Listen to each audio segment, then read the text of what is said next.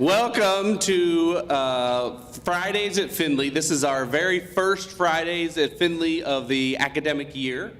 We're glad that you're able to come out. I met a few students here. We had a sophomore who was able to get out of bed and to be here by 7:30 this morning. I was impressed. On a Friday morning, right? The rule is that you don't schedule classes before 10 on Fridays, but he's here. Thank you so much for coming. Let me do a couple of thank yous. Actually, we have a few trustees in the room from the University of Findlay. Where are they at? Why don't you guys stand up and be recognized? There. Oh, look, they sat together. There we go. Thank you guys for coming. We appreciate that. Let's see, do we have some faculty members that came out today too? One, two, a dean or two, a couple of deans, faculty members. Welcome, good morning. It's a great way to get started, right? Yeah, very good. I would love to also draw attention to and say thank you to our sponsors for this year's Fridays at Findlay. Premier Bank has done a wonderful job of connecting with us and working with us and providing these interesting and exciting opportunities to hear from professionals from around the globe. So could I have our Premier Bank folks stand up and be recognized? Would you mind? Thank you.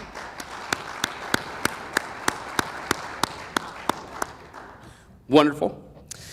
All right, if you would, I think the most appropriate thing for us to do this morning before we get started is to give thanks. I'll offer a little invocation, if you don't mind. Father God, we just thank you for this opportunity for us to be together. We ask that you would be with us, give us your knowledge, your wisdom, your insight. Help us to fellowship together that it might bless both us and those that we're fellowshipping with. We ask for your courage and strength to be the person that you've called us to be alive at this moment and doing the things that you have called us to do. We are here for your purpose, and we thank you for all of the great and many and wonderful gifts that you have given us. In your name we pray. Amen. Thank you. All right, at this time, if I could introduce the Senior Vice President of Academic Affairs, Dr. Darren Fields. There's no scandal here. That is definitely Fields. That was all me. Let's move on. That's enough. I'm not sure what to say after that. Of course, there's no replacing Dr. Fell, but I am delighted to be able to give a brief campus update, just a little bit of information for any of you that were participants at our business affiliate scholarship breakfast yesterday. Some of these may be familiar, but I threw a couple different ones in just to keep everybody on their toes. Again, thanks to Premier Bank. We're always very appreciative for their support for the Fridays at Findlay and for all that you do for the University of Findlay. So it's hard to believe we're already in the middle of October, excuse me, and at the end of September we celebrated homecoming, and that was a lovely series of days, and we had a lot to celebrate. I want to just highlight that we have two faculty this year who are Fulbright scholars. Very pleased with that. Dr. Ben Dolan in biology and Dr. Chandrasekhar in pharmacy are Fulbright scholars this year. Also, University of Findlay, since a lot of our community members here this morning are in business and employ people, University of Findlay made the list for one of Forbes magazine's newest rankings, America's Best Small Employers. So this is for companies with 200 to 1,000 employees, and only 300 institutions from an initial pool of 10,000 businesses nationwide made that inaugural list, and we're very proud that the University of Findlay was among them. And in the realm of rankings, which those of us that are in academics are typically a little bit skeptical of rankings, but we love to take credit for them when we're in them. So U.S. News & World Report named the University of Findlay to its annual national rankings of higher education for the 18th consecutive year. We were also named on the list of Money Magazine's Best Colleges in America 2023 based on quality, affordability, and student outcomes. And I think that yesterday Ken noted that the average debt is never a good thing, but the average debt that our students carry away with them is about the cost of I'm going to say Toyota Corolla. We used to say Toyota Camry, but my son just bought a Toyota Corolla, and I think it's about equal to that. So times are changing. We're very pleased that enrollment remains strong this year. We have about 2,801 undergraduate students and around 1,113 graduate students attending the university. We welcomed about 600 freshmen from 34 states and 71 of Ohio's 88 counties. Which is interesting because we often have the perception that most of our students come from the immediately surrounding counties, but a lot of our students come from all over the state of Ohio. And we currently have 27,300 living alumni throughout the world, and that's in all 50 states and 74 countries around the world. So the footprint of the University of Findlay is large. We're also very pleased when our enthusiastic and talented students who we prepare for meaningful lives and productive careers fall in love at Findlay and then spend their lives here. We have more than 3,600 alumni who live and work in Hancock County. And so again, even locally, our impact on the community is very large. So we're very, very pleased to welcome you all here to the first Fridays at Findlay. And we look forward to an interesting presentation on a compelling topic. So I'll turn it back over to Ken. Thank you.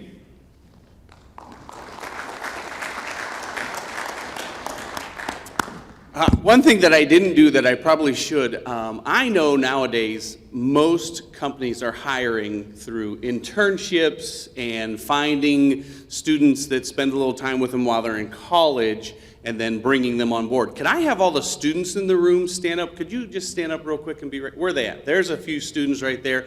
Some computer science, some business students. So those of you guys that are employers, if you want to take a minute and take a note there, you might be able to pass out a card and get a few interns right here and bring them on board. Who knows, might be your next full-time employee right there. Thank you, guys. Okay, AI is a hot topic.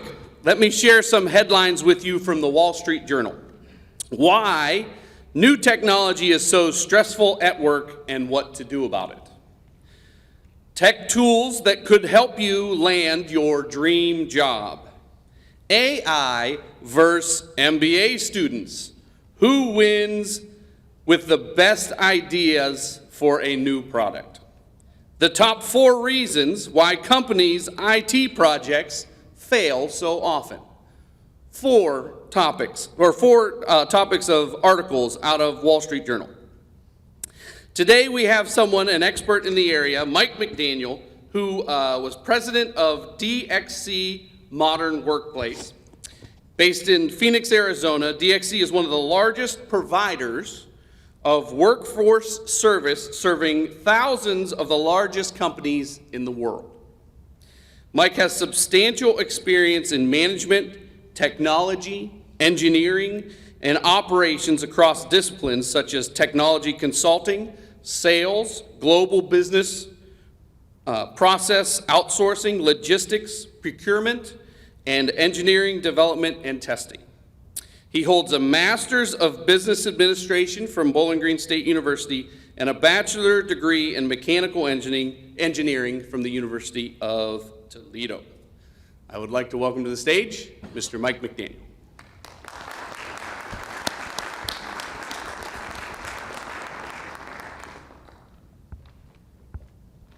Wow, when you sit back and you hear all that stuff spoken about you, for all the students in the room, that just means I'm old and been in the workforce a long time. Hey, I thought before we got into the topic, I'd just kick off a short video that would kind of get your juices flowing around this topic of AI and what's happening in the world with AI. So if you'd roll the video really quick, and then we'll get into a short conversation on it.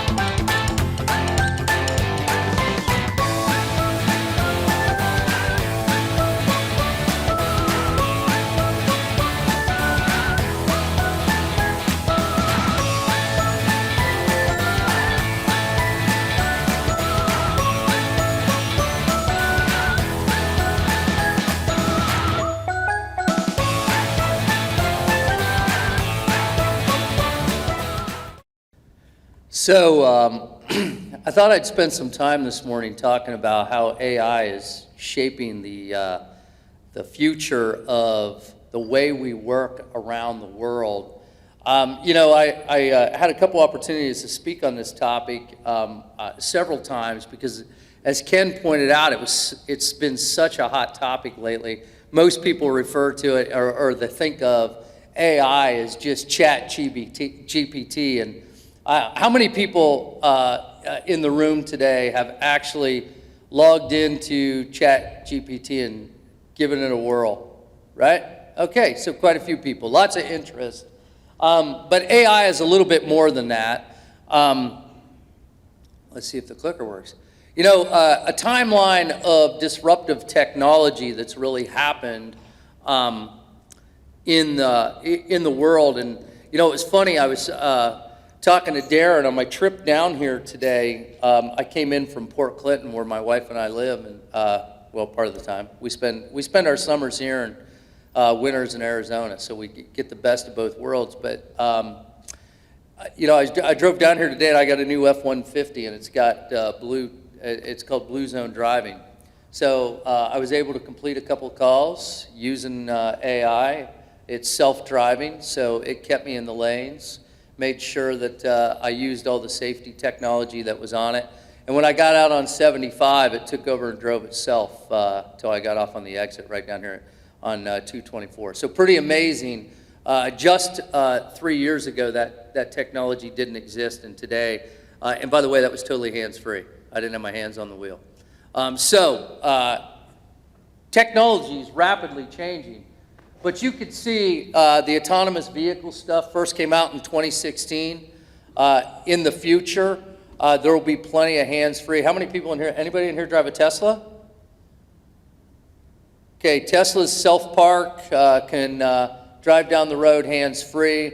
I live in the city of Phoenix. I was just there this past week, and the Waymo car, which is a division of Google, we have driverless cars running all over the city of Phoenix. It was the launch city for Google. And you can actually hail a cab on your phone, the new way, right? Just like you would with an Uber. It'll show up, you pop in, and there's not a single driver in the car. Just 3 years ago, there was a driver in the car. Today, no one. And I actually pulled out into a lane, and the car stopped and waited for me. And it even knew there was this much room where it could get through. And you saw it inching, and it finally stopped and knew that it couldn't get through the hole. So a lot of change with that. The Oculus Rift opens up virtual reality. How many people in here have had a reality headset on? Oh, look at that, quite a bit, quite a few. Okay, that's awesome. You know, the new stuff that's coming out from Meta, it's really cool in the job we do. We serve, of the global 2,000 companies in the world, DXE serves somewhere around 1,400 of them every day, with someone with a DXE badge that goes in and does something in technology, whether that's infrastructure services, AKA running data centers. That's our largest business. Our second largest business is what I run. It's called Modern Workplace. And I run 7 million endpoints a day. So my team works with employees all over the world, even some right here in Findlay. Marathon's one of my clients, and we handle Modern Workplace for those clients. And what that means is we're putting technology, the laptops you use every day, and then how do you connect that in collaboration, whether that's through Teams or Zoom? How do you interact as an organization? And then how do we bring things in like headsets? We're doing work with one of my clients is Intermountain Health. It's out in Salt Lake City, and we have we are the #1 partner with Microsoft of doing a HoloLens. How many people? Has anybody in here played with a HoloLens? HoloLens is really cool from an XR headset perspective. You have the ability to look through it, like I can look at all of you, while at the same time I can actually have technology running in my eye, and it can be looking at what I'm looking at. And so we've actually integrated headsets into Teams environments and allowed doctors in remote places to actually operate or work on patients, while a doctor in another location could actually feed them information that they needed to do that surgery. Or if they're doing some development work, how they do that. Anybody here work in the oil industry at all? Okay. I just the name of the Oilers, that was based on Marathon being here in town. But we actually work with one of my biggest clients is Vale, which is a large mining and oil company in Brazil, and we actually help them with remote offshore out on a platform. Again, someone putting a headset on, engineers joining all over the world, and actually being able to connect and solve problems, and being able to have some virtual reality to train them, as well as help them in their job every day. And so a long timeline of disruptive technologies. 3D printers. Anybody use a 3D printer in here before?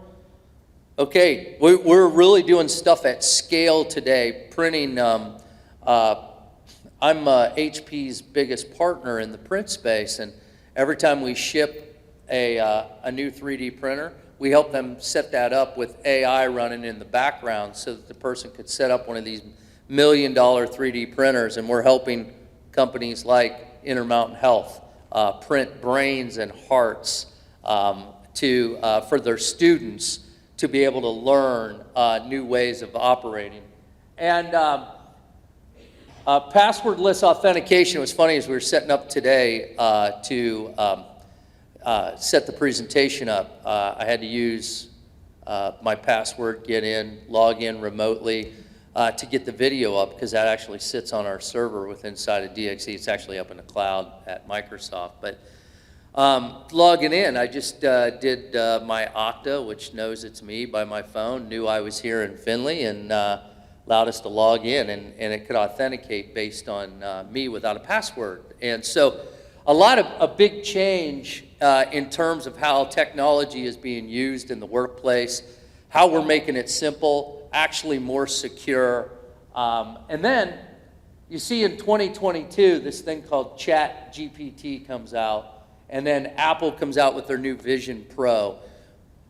These technologies will continue to evolve, and so my discussion today is really around what do you really need to think about as these things evolve, and what does it really mean? Because ChatGPT is one of 8 AI technologies that get used every day in the worlds we live. ChatGPT is traditionally known as a large language model. I don't know if you guys have ever heard that before, but it really takes large reams of content and allows you to filter against that. And we're now out with, does anybody know what number of ChatGPT we're on now? 4. 5's coming, but 4 is out. This may be interesting to you, but it's not cheap. If you're using the free version, how many people are using the free version? Okay, so you're a couple of versions behind right now, because the free version I think is ChatGPT 3, so you don't have to pay for that. The large language model in ChatGPT takes 4 NVIDIA cards to run that large language model. In case you guys haven't seen that stock price, I think NVIDIA's stock price is up over 320% in the last year. It's the only company that makes the chips that go inside the Dell servers or the HP servers in order to process that. No other chip company has come out yet with a chip that'll do it. ChatGPT 4, and by the way, if you look at ChatGPT 4, it takes 24 NVIDIA cards to run that large language model.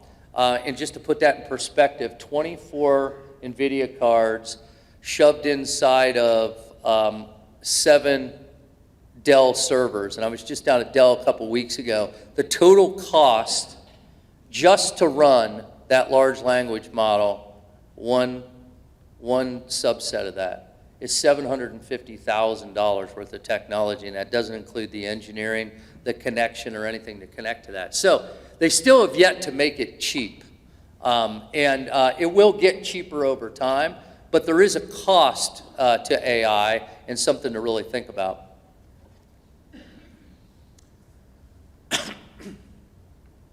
This next slide around balancing technology, innovation, and investment.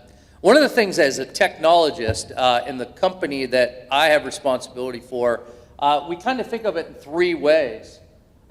Staying on top of technology innovation, being careful about investing too much too early, it's strategies for balancing innovation and caution. The hot topic right now around AI is responsible AI. See, you can point all these AI technologies at data sets, and they all take content in order to make a decision. So they have to be pointed somewhere, and that means they're going to be pointed at maybe like ChatGPT, a lot of data that's available today.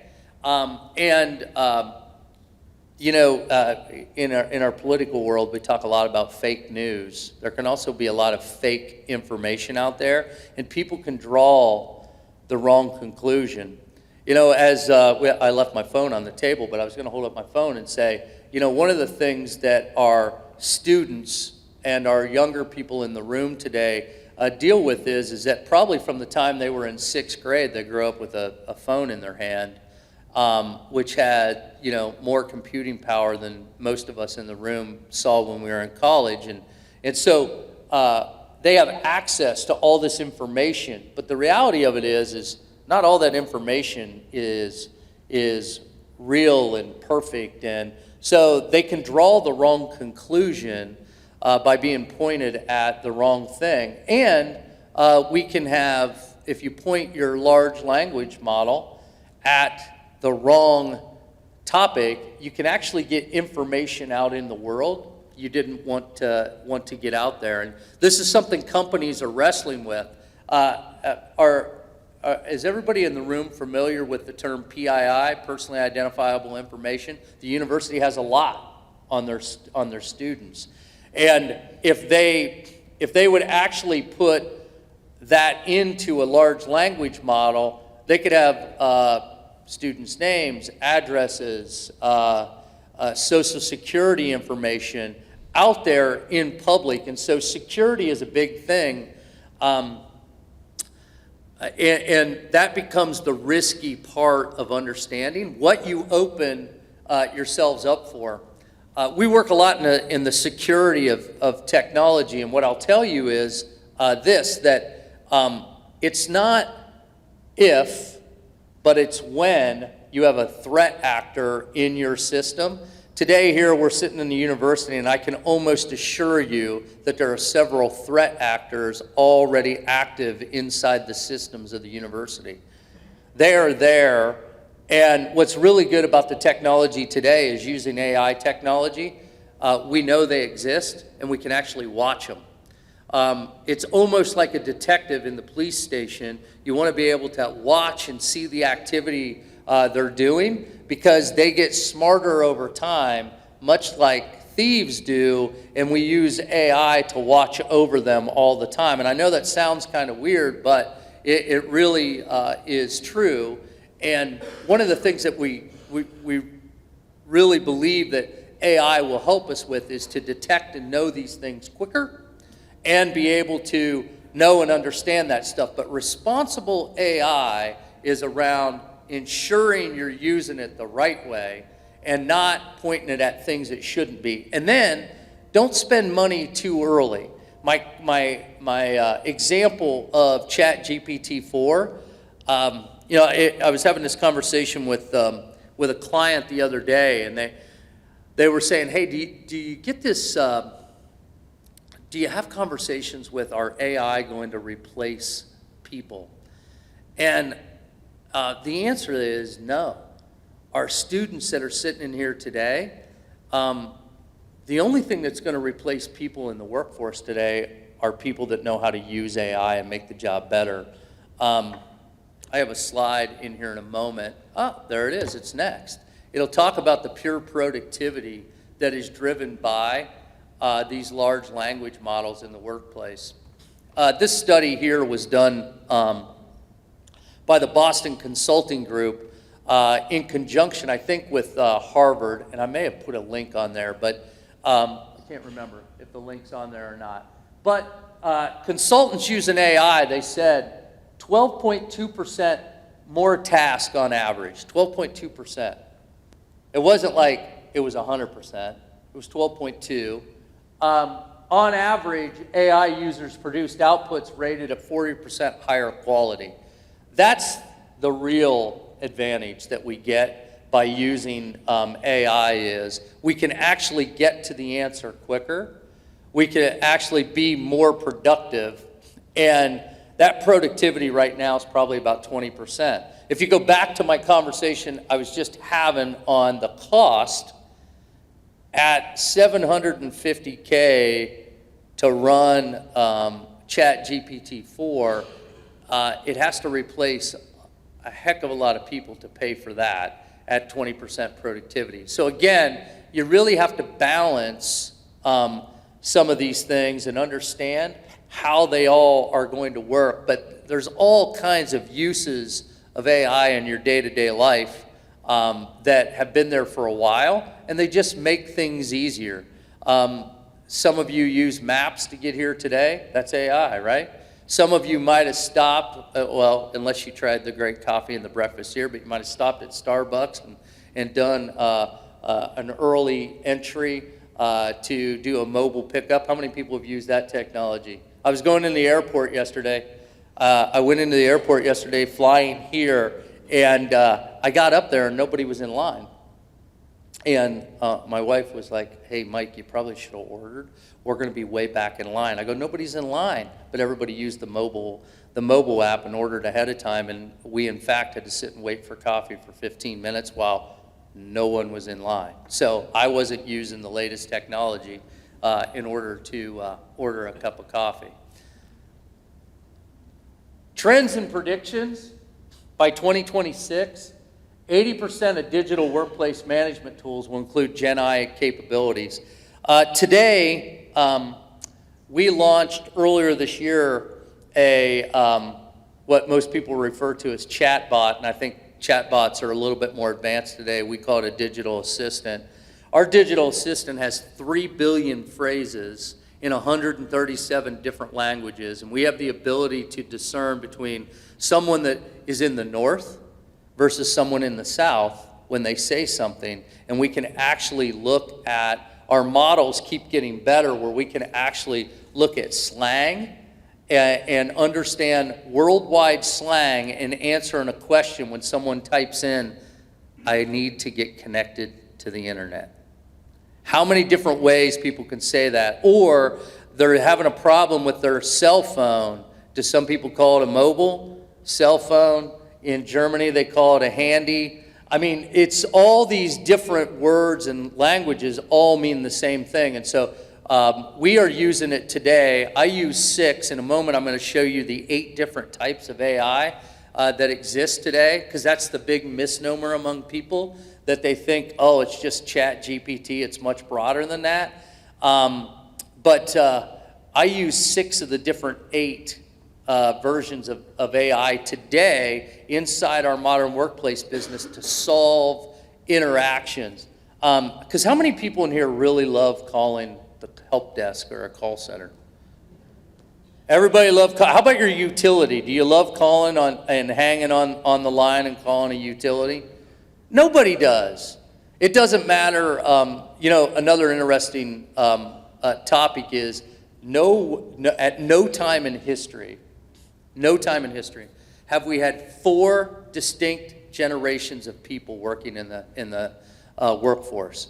So we have boomers, Gen Zs, or Gen X, millennials, Gen Zs, and soon to be our next generation sitting here in the room. So we'll have 5 if we still have the boomer population still in the workforce. And so very different ways to think about work, life, and play, and all these mega trends have to work inside of that. And so technology companies have to think about that, because we're not just serving a general population, we're serving a population that really thinks differently from an experience standpoint in 4 unique ways. And so these are some of the trends that are happening. By 2026, more than 80% of independent software vendors will have embedded Gen AI capabilities. Did anybody see the recent article in the Wall Street Journal about Microsoft? They're talking about Copilot 365. Has anybody seen that? Has anybody used Copilot 365? If you are on your, if you have an enterprise load of Microsoft today and you're on the latest version and you're using Teams, someone sends you a Teams message, it will actually give you a standard response at the bottom to that message. That is generative AI that is actually looking at the words you use and how you generally respond when that sentence is written, and it's just helping you with an easy response rather than having to type it. You can just point and click on it.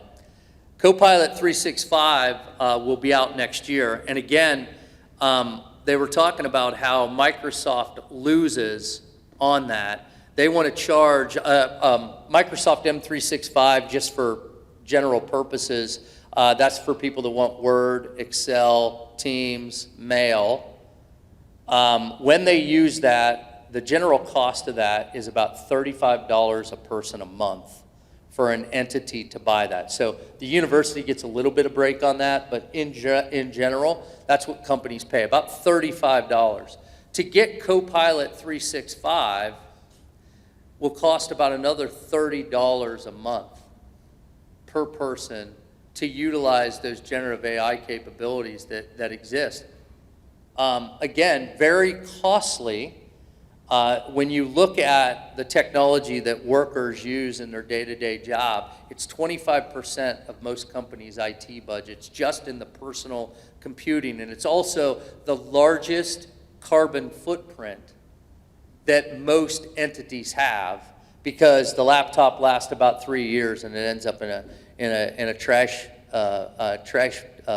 pile. And so you have to think about that, and how do you extend that? What do these technologies mean? A Copilot 365 in the future. Do I have any accounting majors in the room? None. Okay. Or accountants?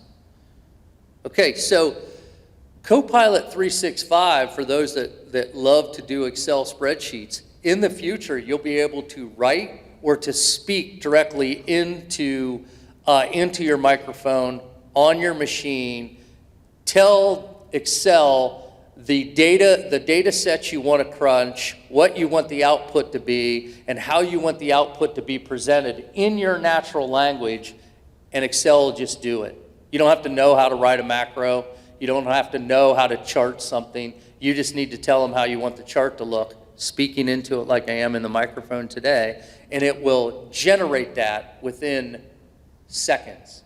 That's what's coming for the future, and that's the way students here at the university in the future will be learning how to do their job. And that's what I referred to earlier when I said people will be replaced with people that know how to use AI, because they will actually have a different expectation of the output, but they'll still need that human interface. It will never go away, because AI is not good enough to replace the human sentiment and the human perception that needs to exist inside the environment in order to make it productive. So just things to think about. Okay, here are the 8 major areas of AI. It's not just about ChatGPT, which is generative AI. Machine learning, that's the ability to look at data sets time and time again and learn and look for patterns. Do I have any stats majors here in the room? Okay, so I come from an engineering background, so stats are pretty important.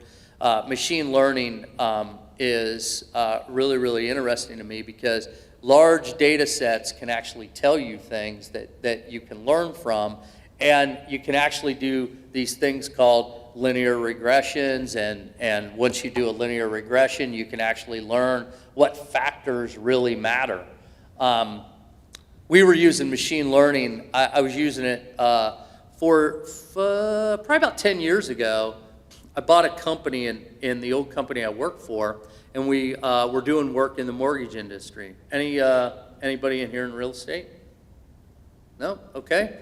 So in real estate, once you sell the house, someone goes and gets a loan, there's a whole bunch of factors. So I know a lot of you have applied for home loans in here, and it's a really laborious process that takes a long time. And when you actually look at all the steps and the data involved in a loan process, it actually could be done in about 6 hours worth of work if you would just apply AI to it, and all the information that you send in, faxing in, emailing in, all that kind of stuff. It's actually all available today, and you can actually make decisions with a machine learning model that would just look at the factors that really matter on whether or not you're acceptable to have that loan.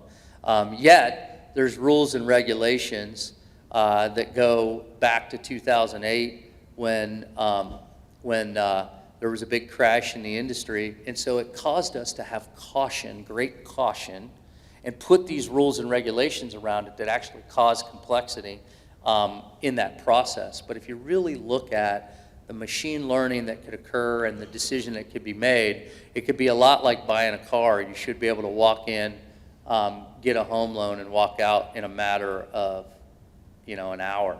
It shouldn't take that long. And so that's where machine learning comes in. Predictive AI, how many of you got up this morning and looked at your weather app to see if it was going to be raining?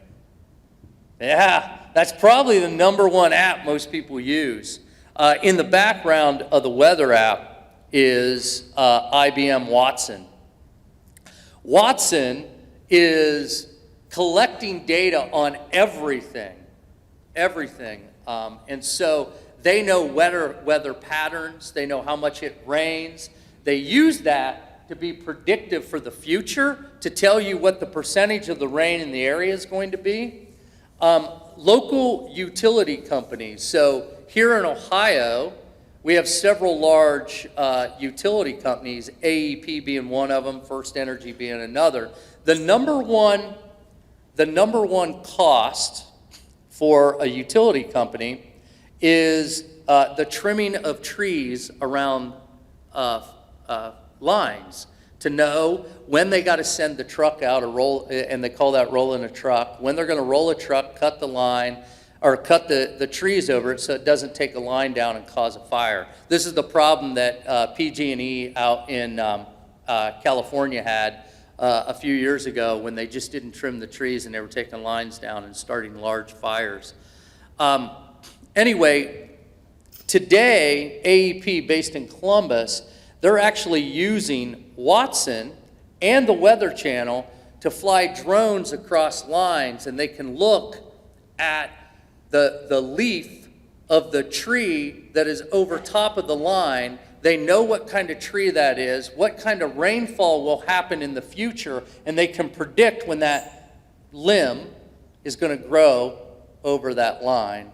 And based on that, they can then figure out their cut patterns and when they really need to roll a truck so they can be more efficient in rolling the trucks out to cut the lines. That's real stuff that happens today.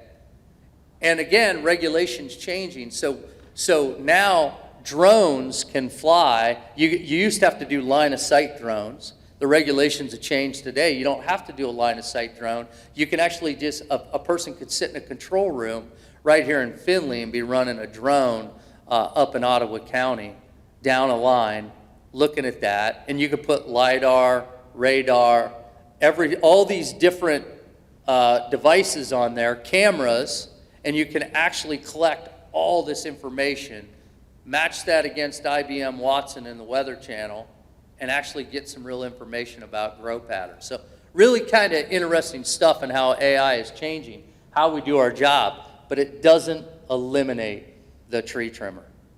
It's still a job. It doesn't eliminate the person that needs to climb the line. It just makes them do their job more efficient. So when they roll that truck out, they roll it once and cut every limb that's going to be across that line, even in the future. Computer vision. If you played with those AI headsets, that's computer vision. And it's doing really, really interesting thing. Reinforcement learning.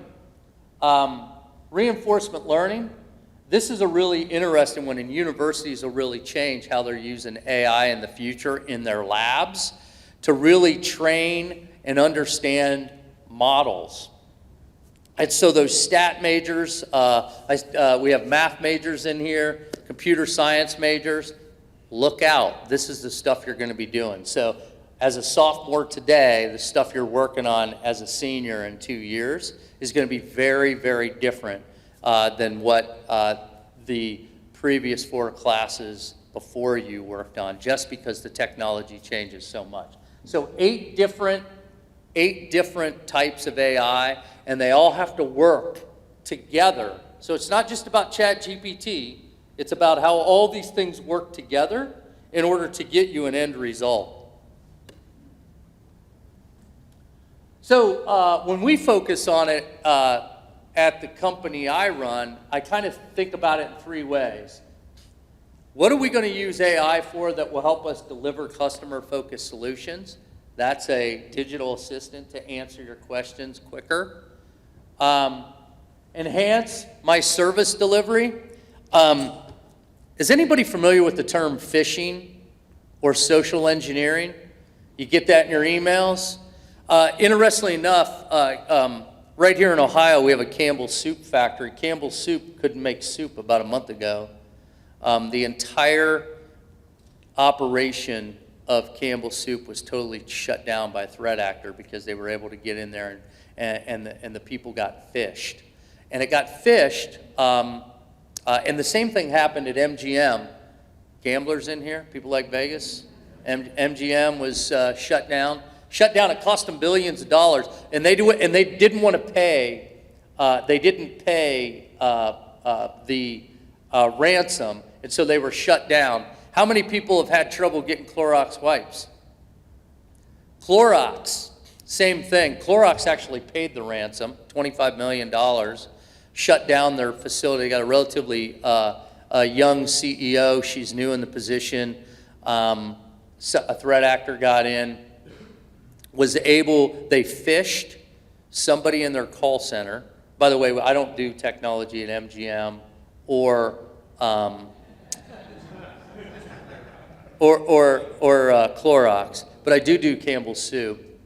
And Campbell Soup was actually not one of our people, but it was one of their people that got phished in email, and we actually caught it, was able to catch it in time.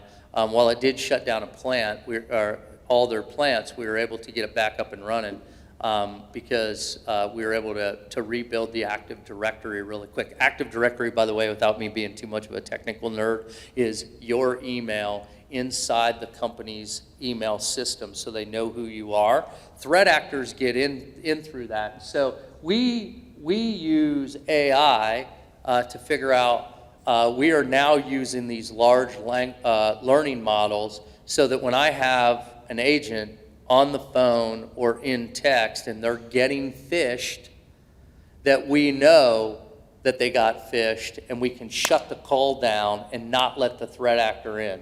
And we've been able to catch that 3 times in the last 2 months, and the threat actors just keep getting stronger and keep getting more active. And so this is something that you really have to think about for the future. And then the other is improving employee productivity.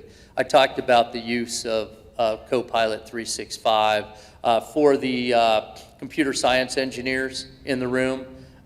We use GitHub. Are you guys familiar with GitHub? GitHub is a piece of technology that's used to help write code in a more efficient manner.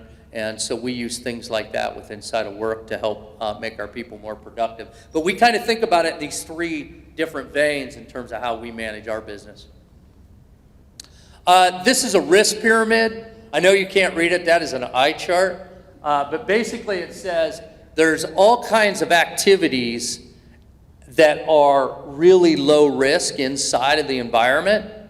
And when you get up to the top, those are the activities that have the highest risk to your overall business. And there's things up there like workforce policy, critical infrastructure, decision making, autonomous manufacturing. These are the areas where you have a large risk when you implement AI, because the policy thing can be really big. Remember, when I mentioned earlier talking about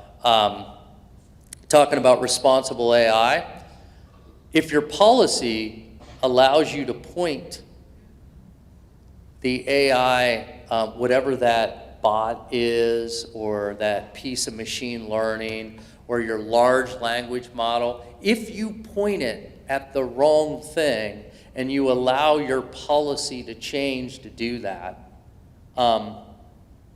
it could mean detrimental things to your business. Today was it supported by Premier Bank? Is that Premier Bank? So think about the banking industry and how it's changed, right? With fintech. Fintech, financial technology, has really changed the way people bank and do things and have access. How many people use Zelle to send somebody money recently, or Venmo, or, right? Everybody does. Nobody carries cash anymore. And it really has had a profound impact on how banking interacts and the information that people have access to. Has anybody in here sent a Venmo to the wrong person and not been able to get your money back? No? Boy, I had a major mistake. I sent, I was paying a contractor, pulled up the wrong one, was in a rush, and sent out $1,500 and couldn't get it back.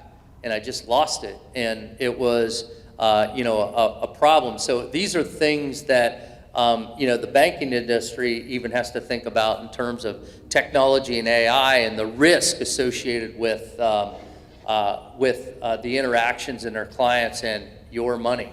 And so it's a big thing. So anyway, risk pyramid, I think the thing to take away from here is at the bottom, you have misuse, obsolescence, unintended consequences.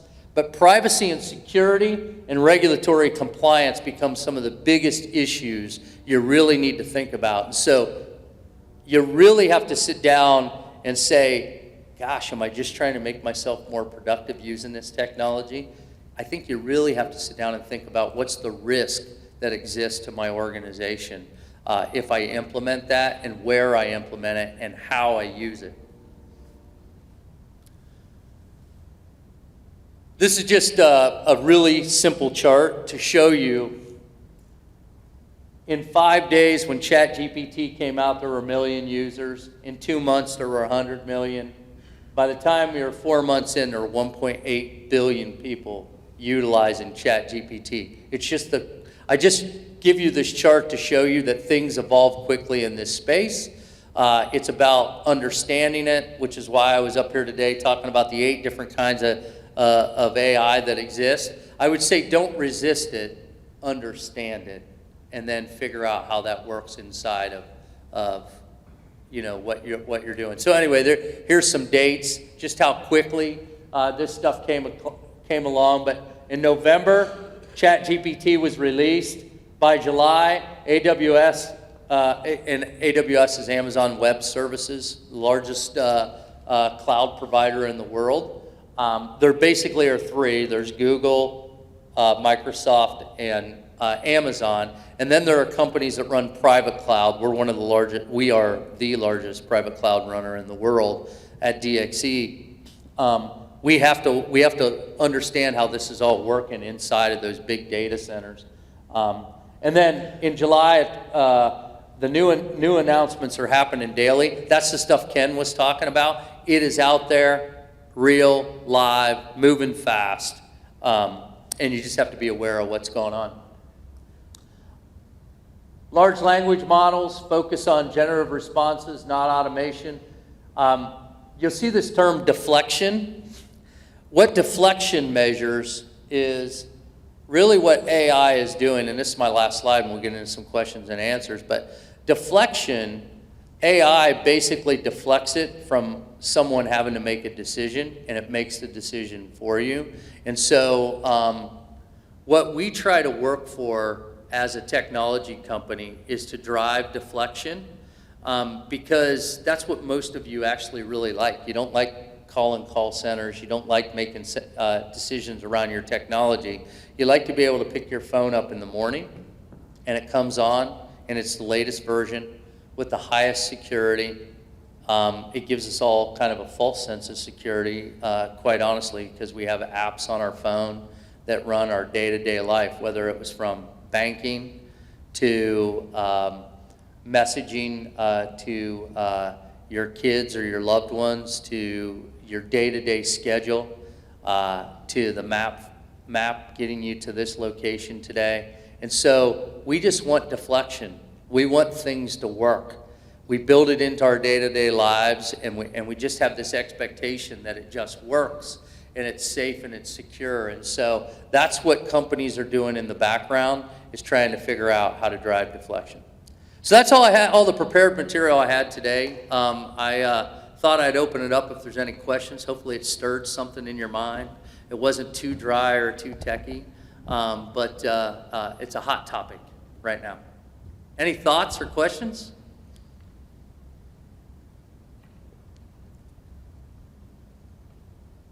Yeah.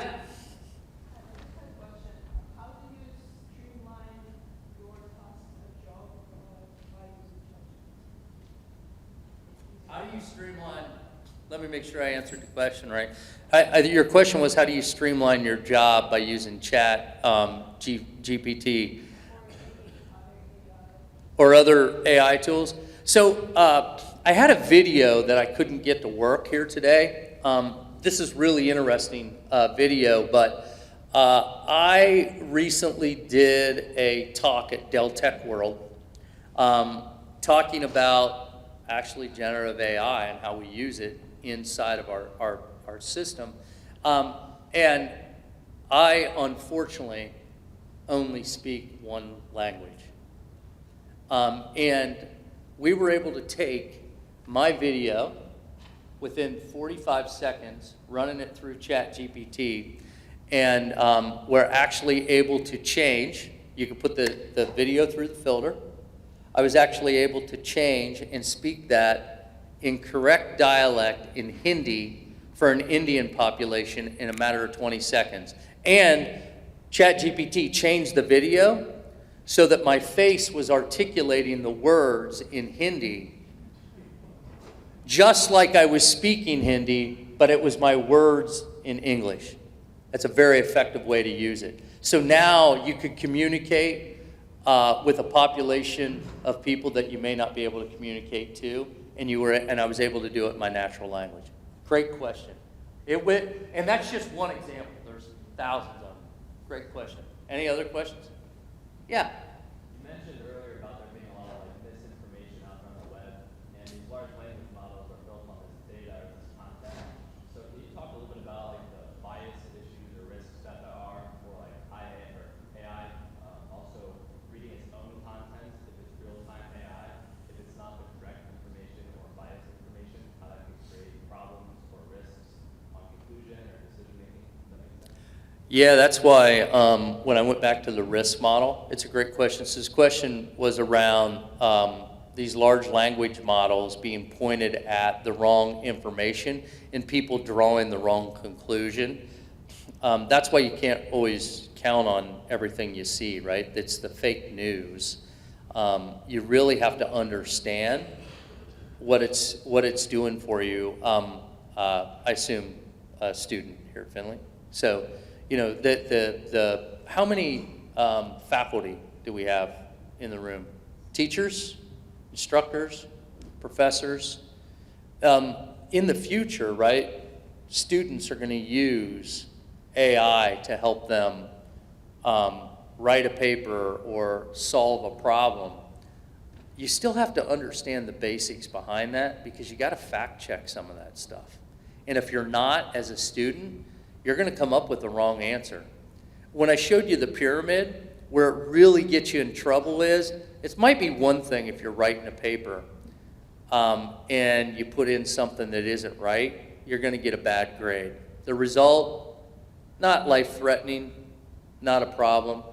The issue is if, when you get up that risk pyramid, if you're utilizing those models and you're not sure about the data set and you haven't done all the testing, we do, when we issue a new piece of software or we do an application, what you guys formally call an app on your phone, all that stuff has to have what's called pen testing, penetration testing.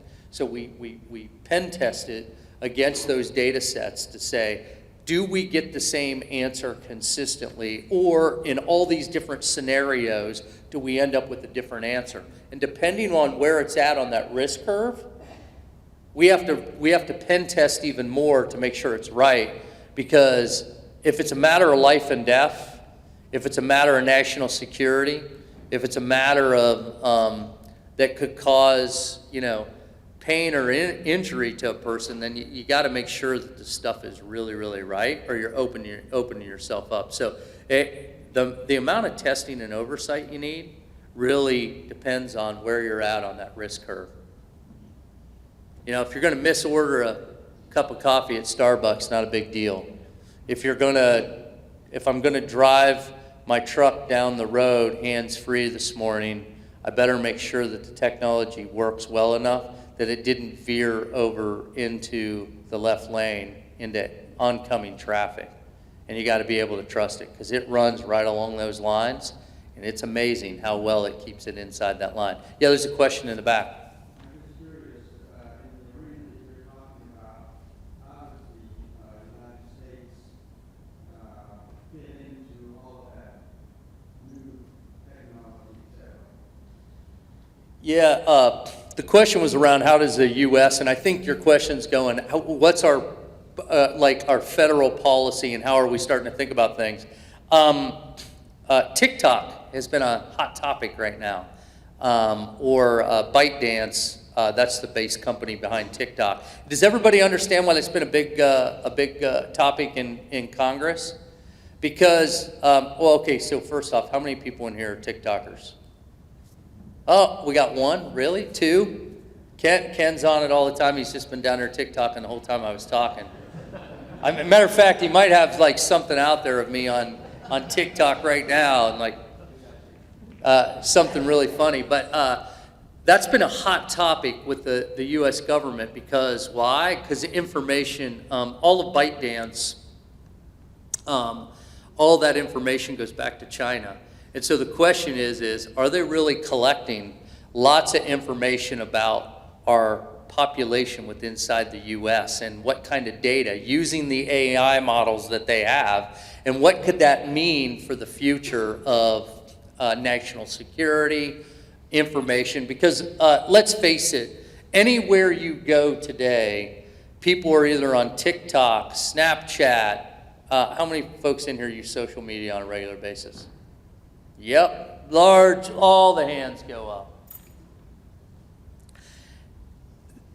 That's why there's been such a big propagation around this within inside of Congress to say, gosh, do we want to allow people to have access to that technology, because we're fearful of what that will open us up for, and does that go back to the Chinese government? And so it's a big topic.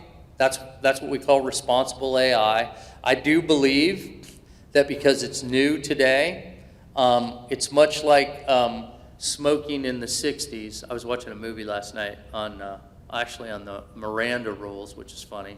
But everybody in there was smoking cigarettes, sitting in a room. And today you wouldn't even think of walking into a room with somebody smoking, because we learned so much more about the effect of smoking on health. And so now there's policy and process around that within inside the U.S. and it's propagated. I think you're going to see more and more of that as we go, and you'll actually see legal things that come up that never once existed because the use of AI. So whether that's in the legal ramification, whether that's into crime, I think you'll see all kinds of new white-collar crime that exists because of this, and so there'll be new and more policy come into play, which, you know, I think our lawmakers of the future really have to know and understand that, which might be a whole reason around term limits, but that's a whole different discussion I don't want to get into.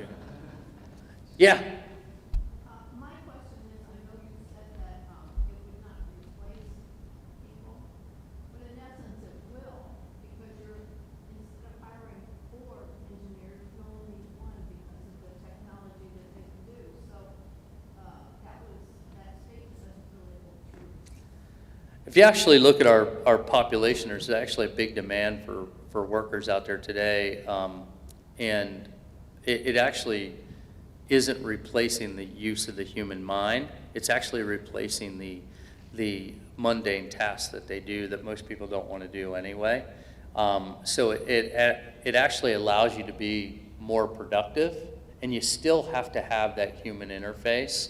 I think you'll find that the cost associated with the AI that's there doesn't really will never be low enough to replace that human that they still need to make that decision. In the tree trimming conversation I was having earlier, there's actually just waste in the system. So they waste a whole bunch of money where people are double checking. I call it checking the checkers. So they send somebody out, trimmed a tree. They send a checker out to check the tree to make sure it was trimmed. And then they have a quality check on to make sure that they don't have any lines left with trees over top of them. So about 50% of the budget, which is the biggest thing that drives your utility bill because it's one of the highest cost things they do versus generating actual power, that they waste all that money doing that, and yet they still don't get all the trees trimmed, and it causes down power lines and cause fires, et cetera, things like that. So it gets them to do work differently, and it doesn't replace that person. You still need the person to do the job. This is the big conversation around the strike of the Actors Guild and using ChatGPT to write. You can ask it to give you content or to generate some content, but you still need that creativity. You still need that human, because you got to have that perception and you got to have sentiment.